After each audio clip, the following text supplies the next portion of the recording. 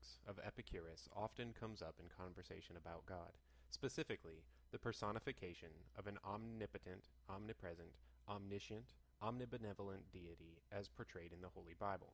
For the purposes of this video, we'll stick to the Christian God, who is said to have created everything, who cares for his creation, and who desires the souls of his people to exist eternally in heaven with him.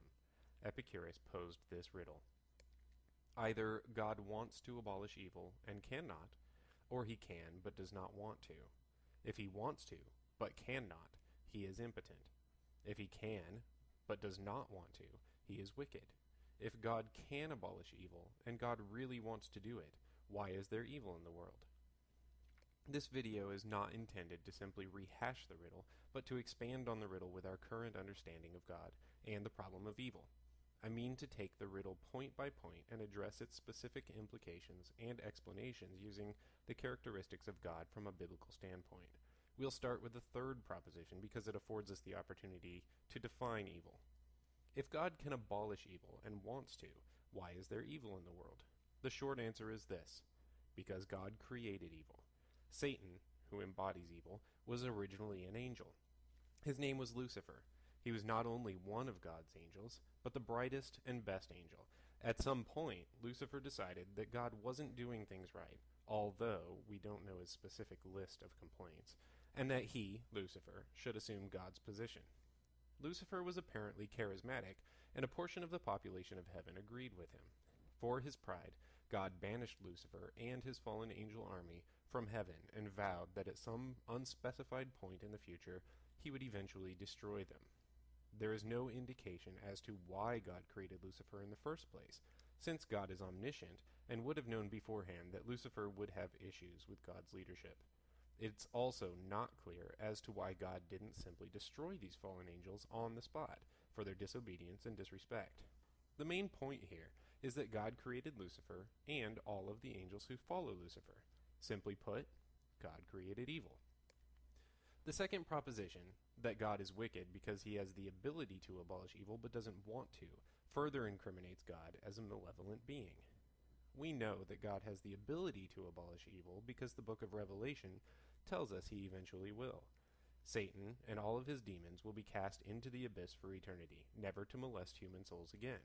The problem this concept brings up is that it portrays God as just sitting around and watching the suffering of all of his precious souls for some arbitrary time when he will finally motivate himself enough to do something about it.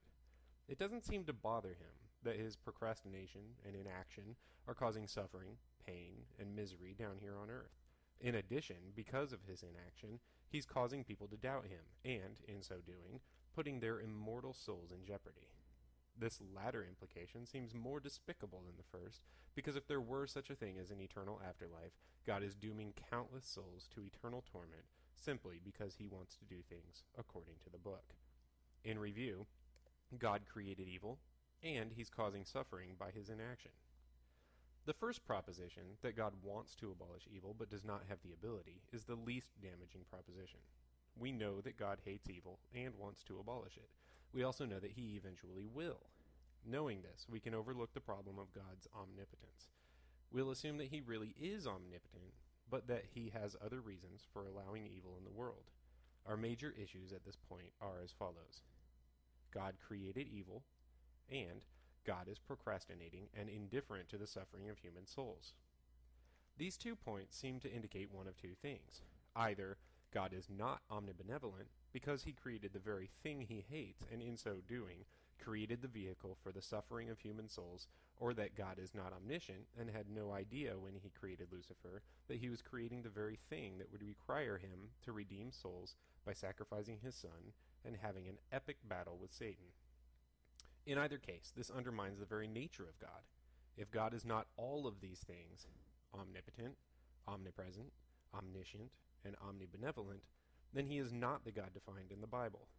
If God is not the God defined in the Bible, then Christians are worshiping some strange, incoherent idea of God that has no basis anywhere other than in their heads. Christians, to me, seem confused.